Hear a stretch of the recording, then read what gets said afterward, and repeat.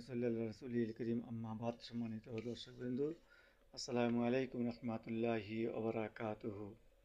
মহান রব্বুল আলামিন বলেন, কুল্লু নাফসিন যায়িকাতুল মাউত, অর্থাৎ সকল প্রাণীর মৃত্যু নির্ধারণ করে রেখেছেন। প্রত্যেক প্রাণীকেই মৃত্যুর স্বাদ গ্রহণ করতে হবে।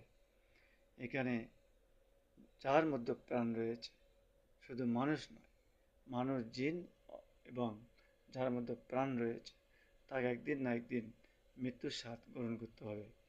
আল্লাহ পাক এ প্রসঙ্গে আরও বলেন, আইনা মা তাকুনু ইদরিকুমুল মাউতু ওয়ালাউ কুনতুম ফি বুরুজিম মুশাইয়াদা, অর্থাৎ তোমরা যেখানেই থাকো না কেন, মৃত্যু তোমাদের নাগাল পাইবেই।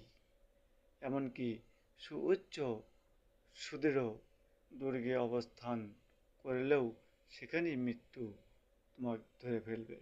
সূরা আন-নিসা আয়াত নম্বর ৭৮। মৃত্যুর সাথে সাথে আখিরাতের জীবন শুরু।